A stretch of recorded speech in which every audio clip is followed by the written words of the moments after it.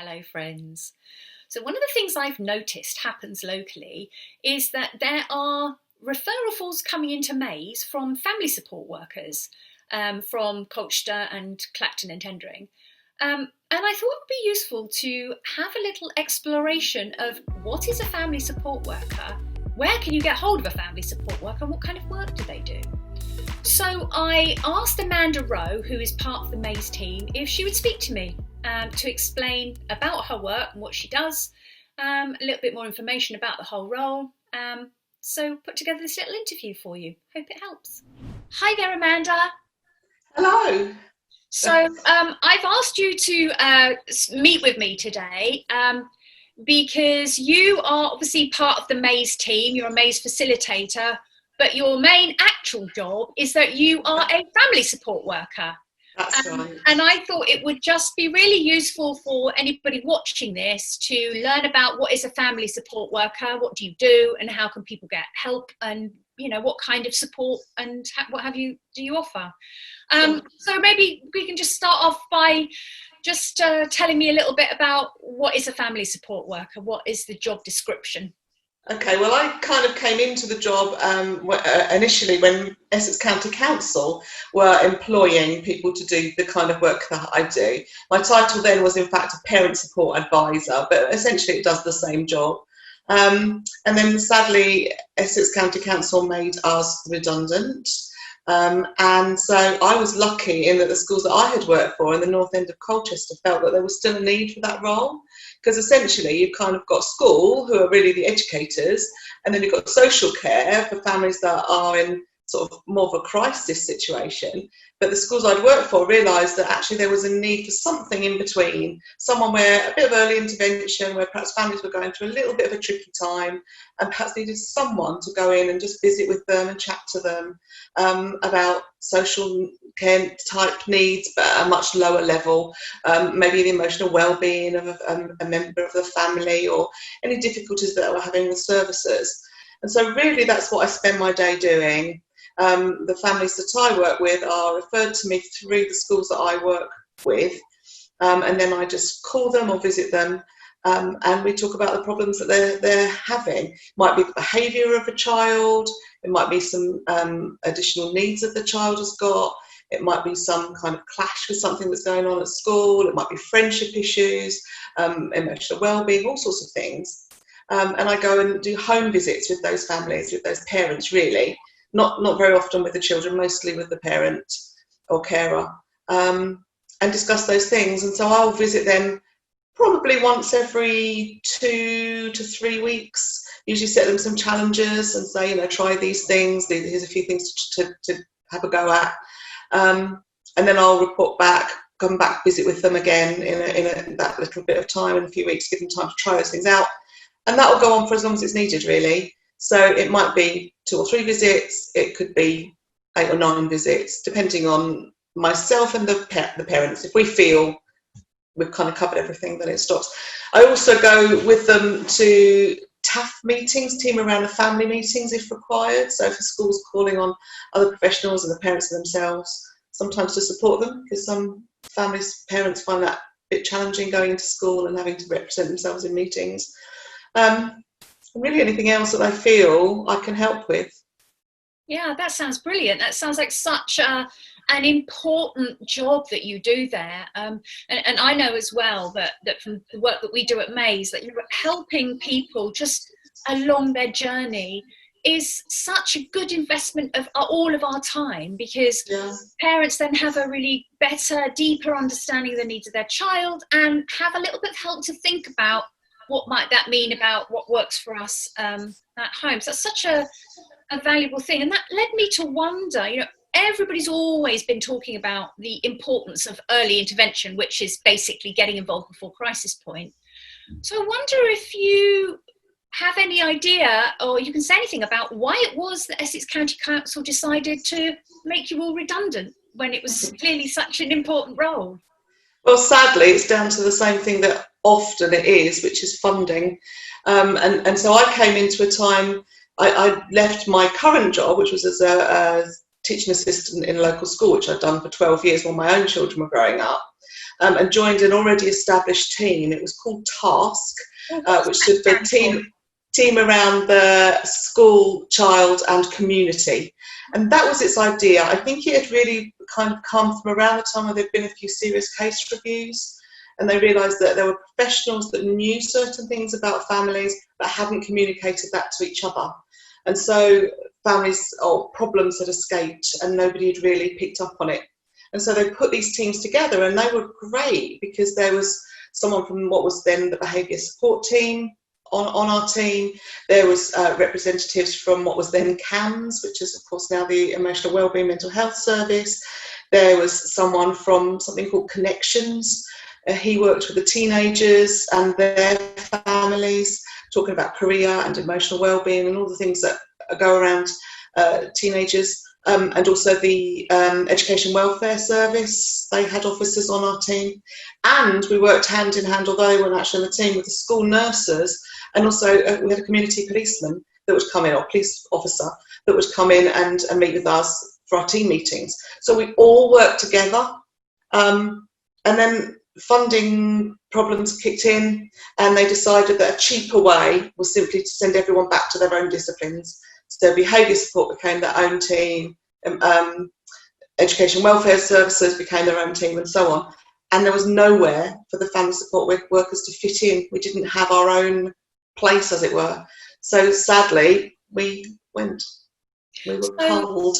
But obviously you're still here and you're doing the job you do. So yeah, how come? You know, who employs you? I think I was just kind of lucky that the head teachers that I had worked with felt it was valuable, and they formed their own group. I think they already had a group actually where the heads would discuss other things, and decided, well, let's all put some money in a pot, as it were, and pay for this service. And so I work, or I'm commissioned through a company, a trust called Child First Trust, who kind of oversee that really, and work with the head teachers, and commission my service in. So I'm actually an independent family support worker. So I work from home. I don't have an office or a team as such, but obviously I'm in contact with the individual schools. Okay, so that's interesting. So Child First Trust has been set up by the schools that decided they would like to each pay money into a pot in order to be able to provide the service of a family support worker. Is it so I have two questions. Is it, first of all, is it just you? And second of all, who are the schools in that? How many schools are there and where are they based that are? Okay, well, so Child First Trust wasn't exactly set up by the schools, that existed. And the schools became a part of that. So that was something that was offered, and they joined in with that. The schools, we cover 22 schools currently in the north end of Colchester. Initially, when I was with Task, there was a North Colchester team and a Mid Colchester team and a South Colchester team. But the other two went, and just the North head teachers got together. So there's myself and one other colleague. And we cover those schools, those 22 schools between us. And that's done on a yearly basis. So every year, annually, the schools decide whether they want to or can afford to stay in as part of that. So unfortunately, every year we might lose one or two, but then hopefully we might gain one or two. And so schools can buy into that service.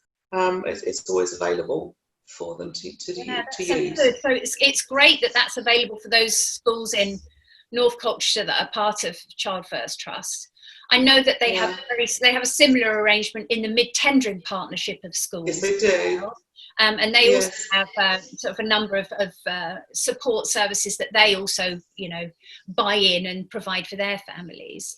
But I just, how could families find out about whether their school has a family support service or support worker that they could get help from? Well, I suppose really it's just, there's a couple of ways. I guess if they look on the local offer, the Essex local offer, that may be able to direct them into what's out there, what's available. But the best place really is just simply going to the school. And that's really how I get my referrals. So a parent will go into school and perhaps say, oh, I'm really struggling with my son. It's a nightmare at home. I know you're fine at school or whatever, sometimes not so fine at school. And that's when the schools will say, well, actually, we have a family support worker. Would you like her to visit? Can she have your contact details? And so the schools set it up. Some schools I know have kind of increased the load of maybe an individual teaching assistant, learning support assistant, and so that's become a bit more. They tend not to visit at home. I was going to say they're similar, which they are similar, but it's not the same because I'm able to visit at home. And the ones that are in school tend to just deal with problems with the parents at school. So the parent may come into school to have a chat. So they might be the Senko's assistant. Some schools call them a learning mentor. So there's a few different sort of titles that go along with that do a similar role. I think because I work independently, it's a real plus because I'm a bit more neutral.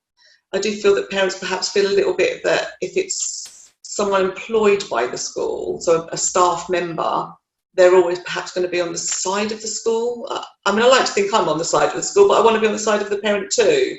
I try and be neutral and see fairness and mediate that.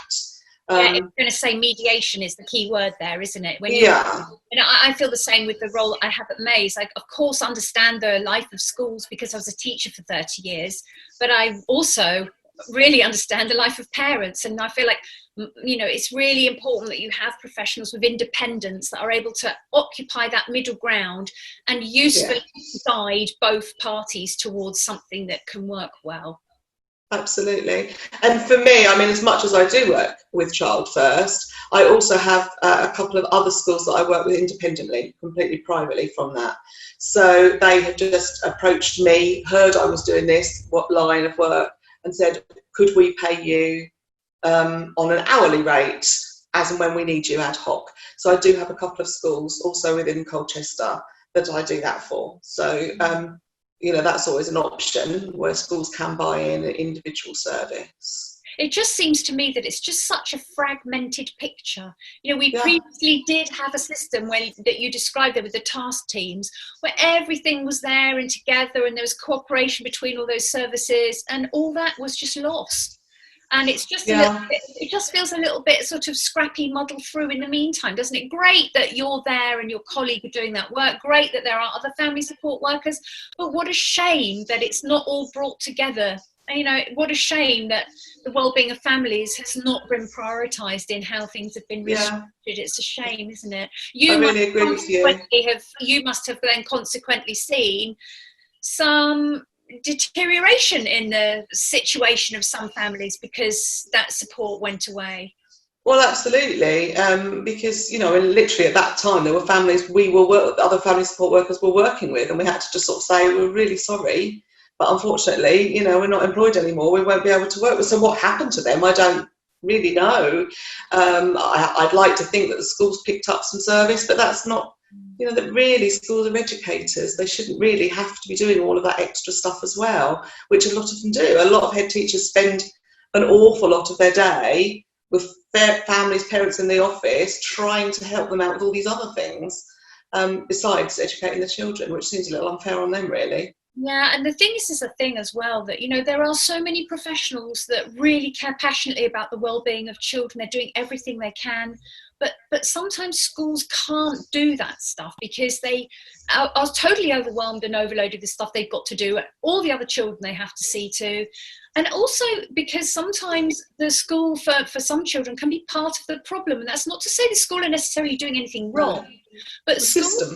Yeah, exactly. It's a systemic problem that children feel very, very anxious about going to school, or they don't do well and thrive in an environment that's closely packed together with other children. So, some of those problems that arise are almost impossible for schools to sort out on their own. Absolutely.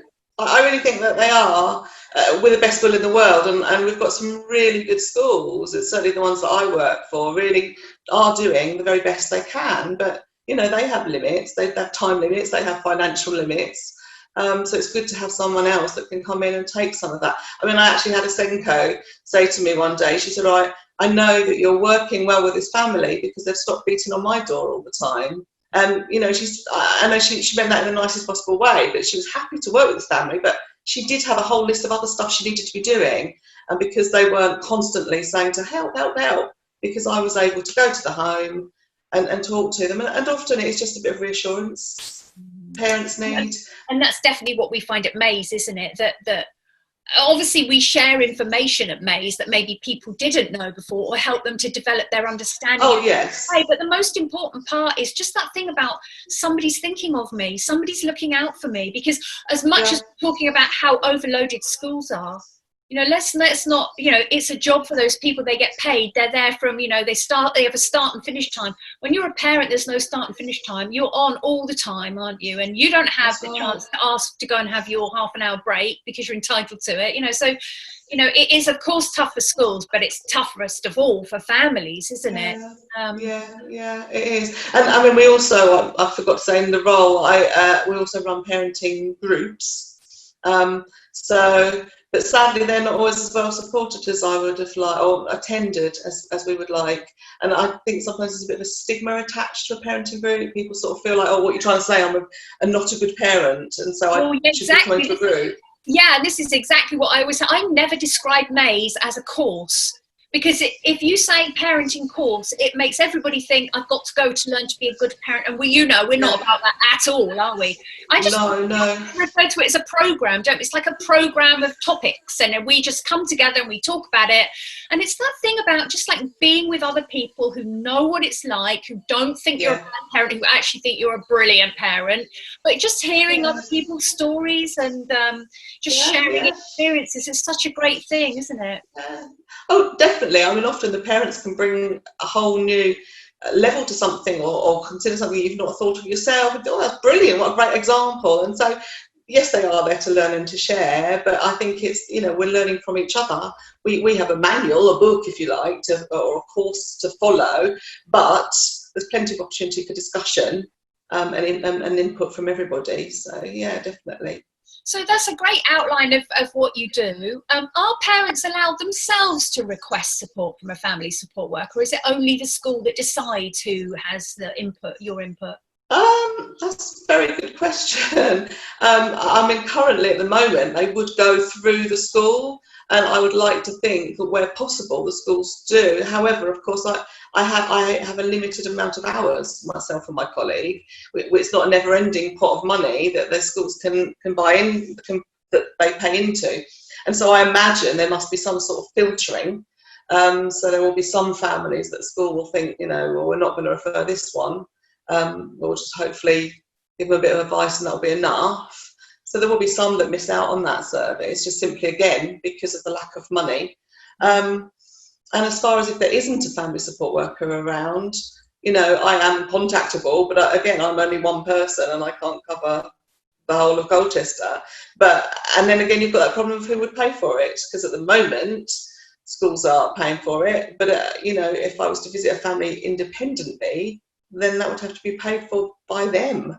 And not many families have that kind of money, really, to just pay hourly for someone to come and visit and talk to them. No, and it feels a little bit like, this is a kind of barrier that I feel like we come up against quite a lot for parents, is that there's loads of really good resources out there, but it's all mediated by the local authority. So, the local authority decide who gets involved and when. It's very difficult for the parents to then say, well, I would like this and this person to be involved and approach them directly. It just like reinforces this feeling, doesn't it, of this power game. The balance of power is definitely not in the favour of parents, is it? No, it doesn't seem to be. And the needs are so varied, and what might be a problem for one family isn't for another, and so, but you can't make that general rule of, well, you're only going to get service if this is your specific problem, because it depends on the family and on their own background and their own experience of being parented. There's so many different aspects to cover.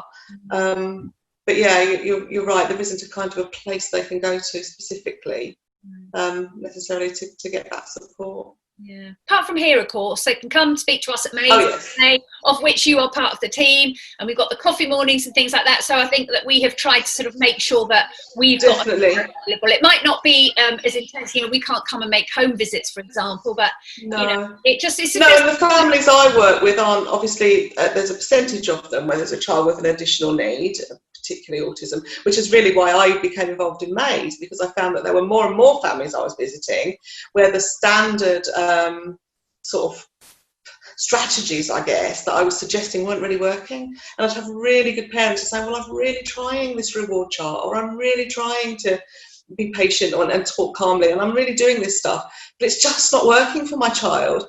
And I'm thinking, well, why? Because these are good strategies. And then more and more seem to be getting diagnoses of autism or other additional needs. And I realised that there was a gap in my understanding. And so that's why I came and did the course with you initially, so that I would have a better understanding. So I do support some families with additional needs, but quite a lot are just, they're neurotypical children, just living in the society that we have with the challenges that we daily have. Yeah, for sure. It just reminds me of that one thing that we quite often say at Maze, for children whose parents have tried all the strategies that they know of, but come back saying, yeah, but my child won't stay on the naughty step, and my child eats stickers, so what do I try now? Exactly that approach that you need, isn't it?